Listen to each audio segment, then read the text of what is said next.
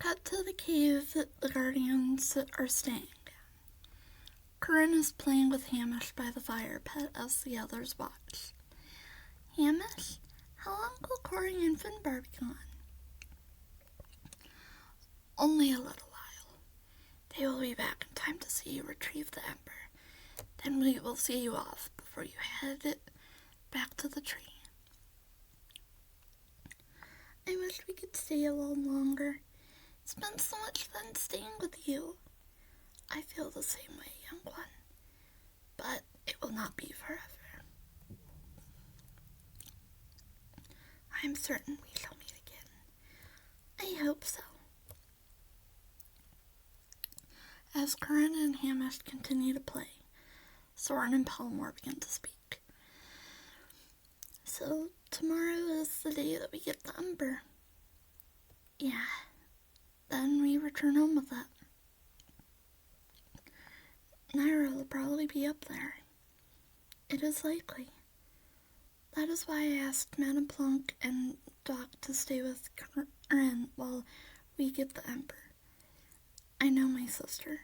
She will use her horrific murder of the rogue smith to beat her into a fight. The singer of the tree is important because they help with morale. Killing Madame Plunk will crush the guardian's spirits. Maybe we shouldn't have... She wanted to take a no for an answer.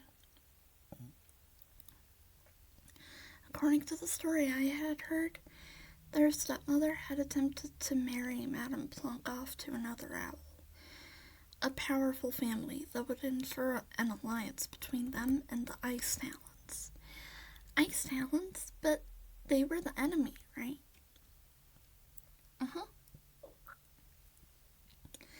Their stepmother was a slipgizzle, and Madame Plunk was hardly old enough for such an arrangement. In order to save her sister, Thora took her, and together they flew all the way to the sacred ring, where they saw the ember. Apparently, the ember shared with them a vision. Thora was told were lies, that is, Ethelred and his fellow soldiers were. And Madame Plunk was told to go to the tree, where she would be protected and become a singer. On that day, the two sisters parted ways. So that's how Thora met Ethelred and Madame Plunk came to the tree. Their story feels so sad, and yet they both seem content with how their lives turned out. My dad was the same way. Soren, are you content with your life? Huh? I mean, are you happy with how life turned out? Do you have any regrets? I guess I have a few regrets. I wish that no one had to die. I wish that I could have been with my mom and dad a little longer. I wish things with my brother didn't turn out how they did.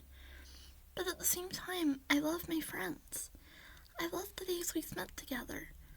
So, in that way, I am content. I feel the same way. Despite everything, I changed nothing. Soren, how do you feel about... What I mean is, if you were forced to choose between being a guardian and your mate, what would you choose? Do I have to choose? Maybe. If your mate is a part of something that could get in the way of your duties, it might be a better choice to just choose. You mean like the talents? Yeah. Our duty is to be the sword of the whole. Even without thinking of what your children would choose to be, there will be times where the Talons and Guardians disagree on a matter. If your mate was to agree with you while the other Talons disagree, or if you were to help us despite your king and queen's orders, it could be seen as a conflict of interest. It'd be better for you if you chose a group. I don't think that's right. Huh? I don't think that either side should have to choose. If we love each other, then we can work things out. If there's a disagreement, then we should be able to work on a compromise. The Talons and the Guardians may be two different groups, but we're still a team, and I think that a team should be able to work together. I want to make things work between us, no matter how hard it'll be. Because I love her, and I want her to be happy too. Soren, Uncle Soren! Current flies over. What's wrong? I looked into the fire and I saw Naira and the Macheaths. They're on their way to the Ember. The owls and Hamish all look at each other. It's time. Hamish, could you lead the way to the Ember? Of course. Good. Primrose and I will tell Lord McDuncan, then meet you at the volcano. Soren, you'll need to get the Ember. The rest of us will form a barrier. Try to hold off the pure ones for as long as possible. Right, let's hurry. The owls fly out of the cave with Hamish. Cut to a ring of volcanoes. The Watchwolves and McDuncans wait at the base of one of the volcanoes as Hamish leads the Guardians to them. This is it. Indeed, you have our blessing to proceed. I'm sorry, Eagleteen says. I know we're taking something very important to the wolves. Do not apologize. This is why we have guarded it for so many generations. We take it as a sign that the Embered Owls will soon appear. Besides, we need to protect the Ember for Naira, right? Correct. Curran, remember to stay with Eagleteen, Madame Plonk, and Doc. Why? Remember what Miss said? Something bad will happen if you go to the volcano. Oh, right.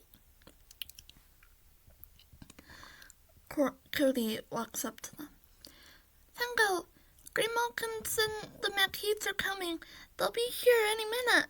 Right, let's get going. The Guardians nod and begin to make their way up the volcano. It's Naira, the Macheaths, and a small group of Pierons approach, thus beginning the battle.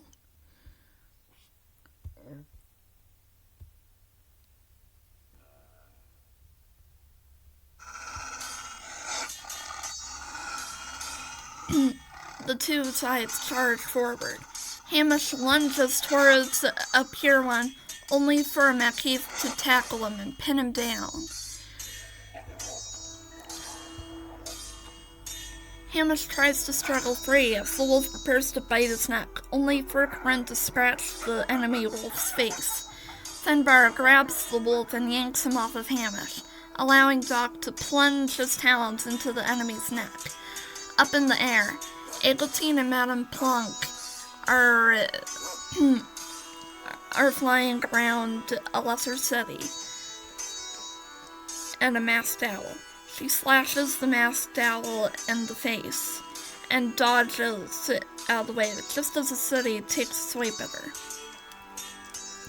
Eagleteen sees a Pierman sneak up on Madame Plonk, prompting her to charge forward and plunge her talons into the Pierman's back before tossing the dead owl into another Pierman, narrowly missing their head.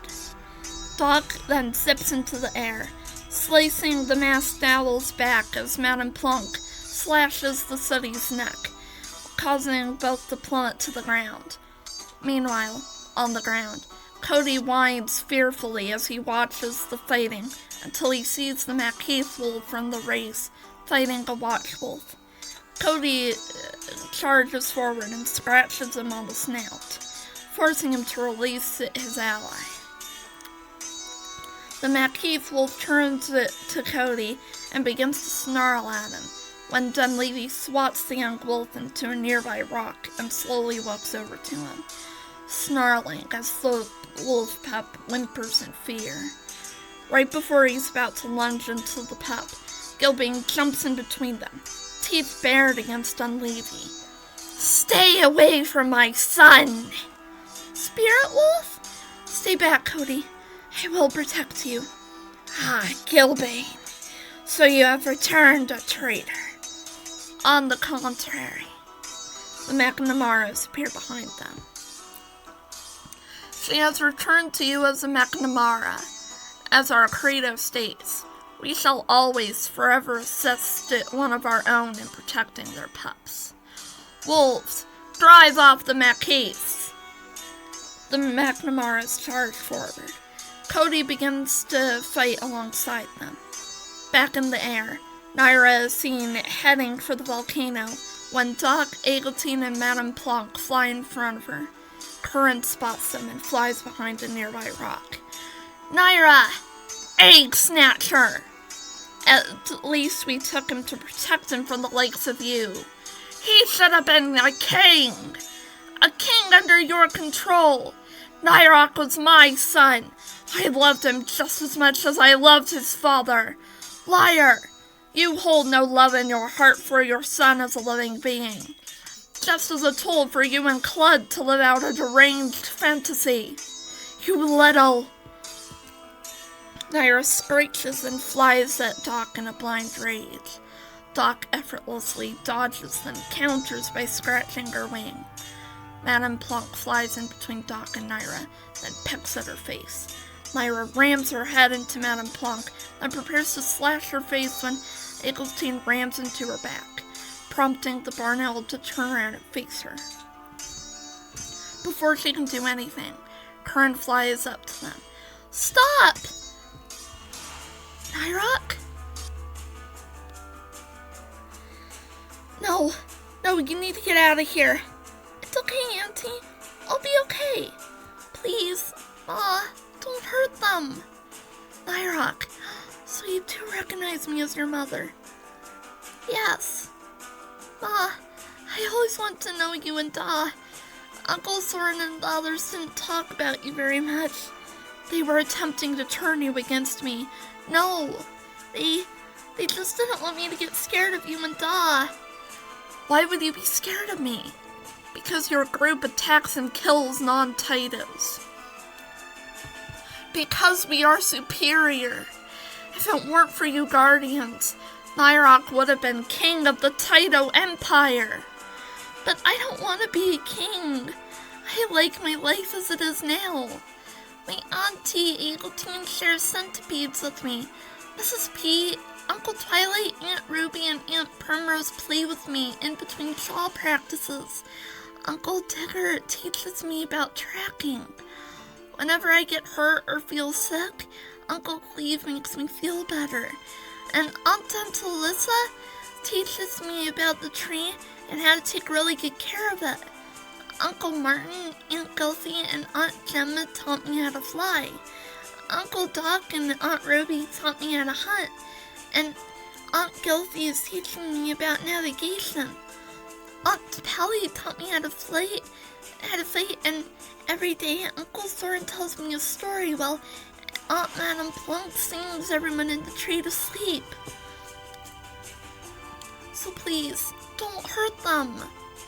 Naira, you can have all of that with the pure ones too. I can assign owls to sing you to sleep and tell you stories. You can have as many playmates as you want. You can be our lead hunter. You will have the best doctors. You can assign owls to take care of your home. You can fight whoever and whenever you wish. I don't want all of that though. I don't want people to do things for me because they have to. I want them to do it because they want to. And I want to do things for them too, because I want to. Corinne, you need to leave. Corinne? Why do you call him Corinne? That's my name. I'm Corinne. What? No, you're Naira. This doesn't make any sense. You're meant to be Claude's son, and yet I hardly see any traces of him within you. Why, Nyrok? Why is there no hatred in your eyes? Naira, Corinne is not my brother. He's not Claude.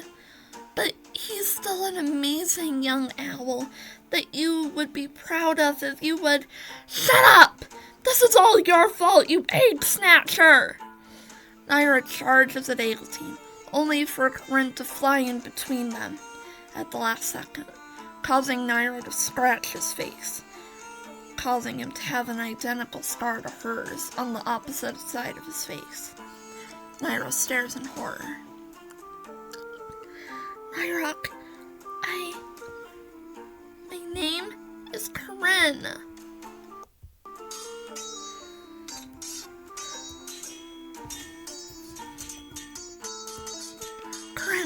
Corinne, are you okay? Yeah, I'm okay. No, you're Nyrok. Naira spots the rest of the Guardians scaling the volcano. No! Pure Ones! Scale the volcano! Stop the Guardians! The Pure Ones lift off and head up the volcano. Madame Plonk and Doc lead Corinne away while Eglantine flies ahead. Cut to the top of the volcano. The other Guardians form a barrier while Soren and Pellimore fly into the volcano, or they see an ember floating in the air. Is that it? Yeah, it's weird though. The ember is giving off some kind of energy. It usually rises when birds get close to it, allowing us to get close to it and so as to see if we're the chosen ruler of Gahul. But it never pulses. Do you think it has to do with its connection to the tree? It has to be. Eglantine joins the others. The Pure Ones aren't that far off. Everyone, get ready! We can't let Naira through! Soren attempts to fly at the ember, only for the energy to push him back, stunning him. He shakes it off and continues through the energy field, struggling to make it through. Meanwhile, the Pure Ones have arrived. The battle starts with Twilight and Ruby charging forward, plunging their talons into a Pure One's wings and tossing them at another Pure One, the enemy barely dodging out of the way. Naira charges at them, slashing at Twilight's face, to which Ruby responds by grabbing a chunk of Naira's back feathers and ripping them out, causing Naira to scream in pain, giving Twilight an opening to smack her in the face with his wing. Naira shakes off the pain and barrel rolls behind Twilight, clawing him in the back of the head, prompting the Great Grey to whip around and slash her in the chest. Meanwhile, Soren continues to power through the pulsating light, only for a particularly bright orange light to send him flying backwards. Gemma and Martin are fighting a very large masked owl. Gemma barrel rolls around their opponent and slashes into the owl's back, while Martin slashes its neck. Another Pure One charges behind Gemma, slashing her wing. Gemma responds by whipping around and slashing the owl in the stomach. Martin rams into the Pure One's chest with his talons, allowing Gemma to slash at the owl's eyes. Martin throws the attacking owl into the masked owl, which the owl effortlessly dodges. Before the owl can do anything, Eglantine plunges her talons into the Pure One's neck and tosses him to the ground. Cut to Gilfie and Primrose. 4 different masked owls have them surrounded. One Pure One swoops at Gilfie, which she dodges and counters by slashing at her attacker's chest. Primrose slashes at one of the Pure One's eyes, leaving her open to being smacked by another Pure One's wings, sending her flying into a third Pure One's talons. Give it up, inferior beings! We are Taitos, the most powerful species of owl, and you two, you are a mere elfin pygmy, the weakest of all owl kind. Primrose bites her captor's talon, freeing herself. No, we've come too far. We've survived, say doggies, losing our homes, our families. We fought in countless wars, destroyed Sadoggies, lost loved ones, won time and time again against their peer ones. We will never give up. For the sake of everyone, we will keep on fighting until every last trace of evil is gone. Gilfy and Primrose plunge their talons into a masked owl's wings and, together, swing the peer one around, hitting the others before releasing their opponent, causing the owl to plummet to the ground below. Back in the volcano, Soren is panting tiredly. Soren, it's okay. You can stop now. We can find another way to retrieve the ember another time. No, not after everything we've done. We've worked too hard to get here, Pelly. Soren, it's okay. I can do this. Soren takes a deep breath and flies at the ember once more. Cut to Cleve. He is being trailed by 3 peer ones. He looks around while calmly dodging their attacks, weaving his way around the rocks. As he does this, Otalissa and Digger charge at 2 of the peer ones, Otalissa attacking from the left and Digger attacking from the right, knocking both out of the sky. Cleve smiles and does a backflip behind the 3rd peer one, prompting the opponent to stop and turn around just as Otalissa charges forward and plunges a talon into the enemy's face, killing them instantly. Meanwhile, Soren continues to fly towards the ember. As a ray of light flies at him, he flinches and instinctively dodges the light. Upon doing this, Soren's eyes spark with understanding as he gracefully weaves his way around the beams of light, till finally making his way to the ember. He grabs the ember with his talons, causing the pillar of golden light to erupt out of the volcano. On the ground, the wolves of the watch begin to glow. Their eyes glow a dazzling green, startling the remaining Mackeys. What's happening? The ember has granted us its power. Wolves of the watch, it is time. Drive back the Mackeys!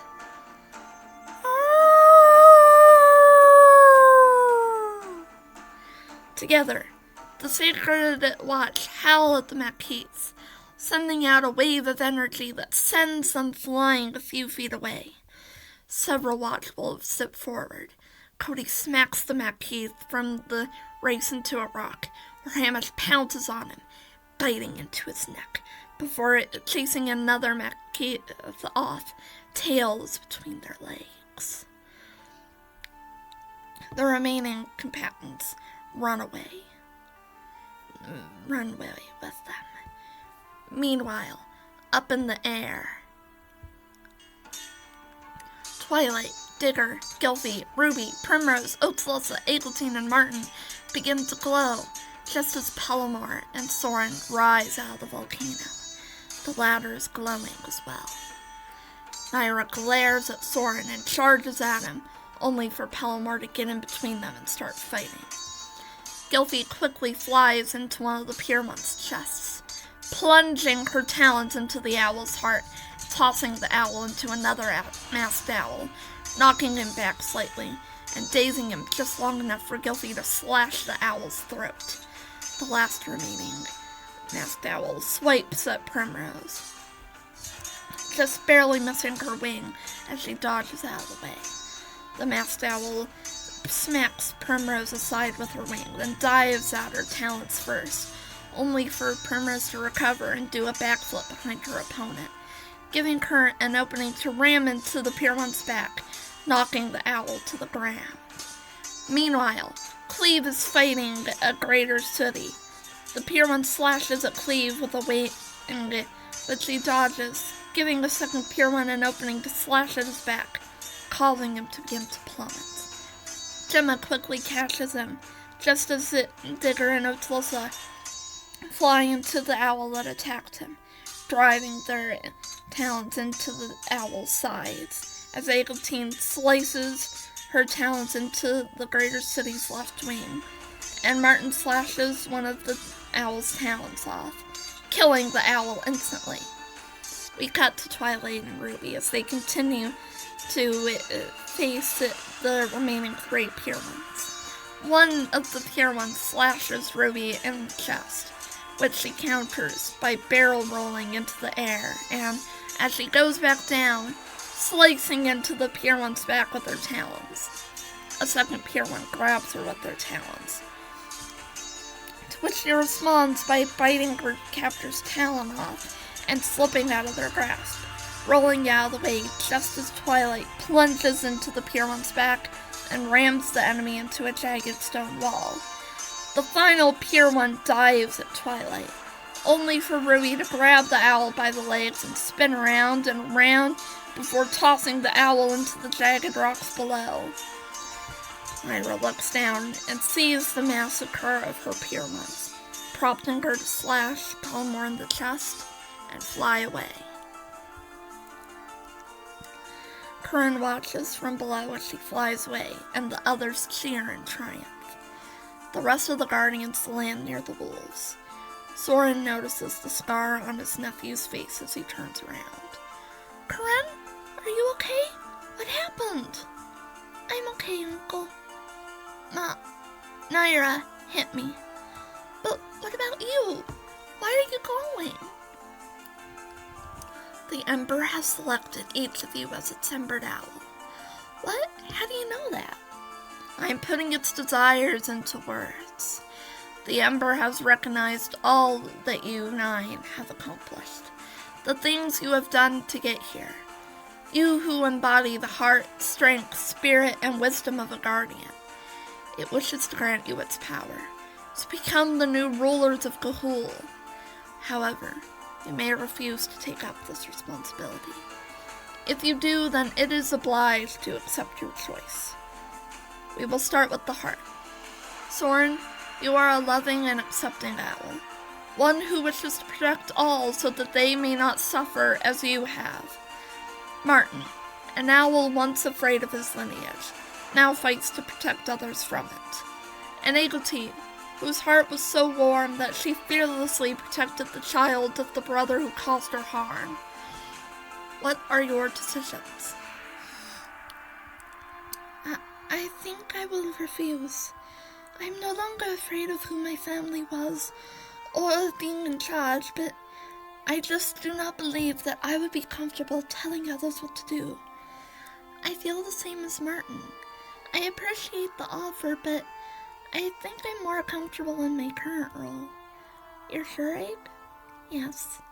But Soren, I think you should accept. What? But Soren, as an Embered Owl, you can protect the Owl Kingdoms. Ever since you were taken by St. Augie's, you've done everything you could to help others. If anyone deserves this, it's you, Big Brother. In that case, I accept the role of Embered Owl.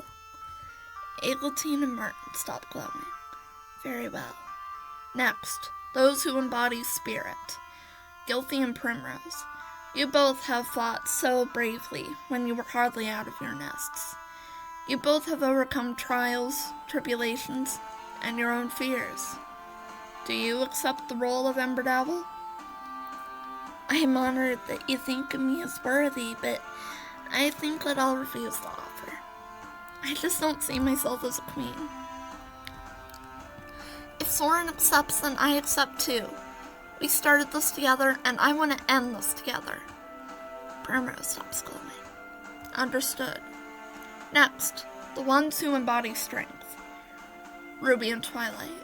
From such young ages, you both have fought to protect those that you care for. You have been rocks for your friends to lean on during the hard times. Now, do either of you accept? I promised Soren I'd always be there for him. I ain't abandoning him now. I accept. I think that there should only be one who embodies strength in the Embered Owl group. Besides, I'm not exactly comfortable with the idea of rolling over others. Ruby stops glowing. Well put. Lastly, those who embody wisdom. Digger, from the night of your hatching, you have craved knowledge. You have always asked questions, wishing to know everything about the world at large. The same goes for you, Otilissa. Not to mention, Howl happens to be your ancestor. For all intents and purposes, the Ember is your birthright. Do either of you accept? I know that once upon a time, I would have said yes. I would have considered this to be my birthright. I would have flaunted it to everyone, expecting to be praised just because I happened to be related to someone great. But I am older now, and I now understand that I don't deserve this just because I just so happen to have been hatched.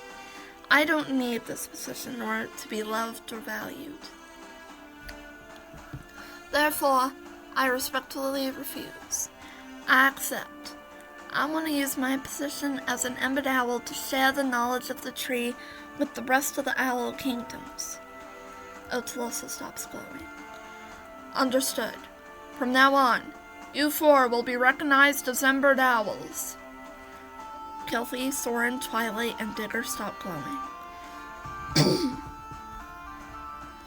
Pellimore steps up.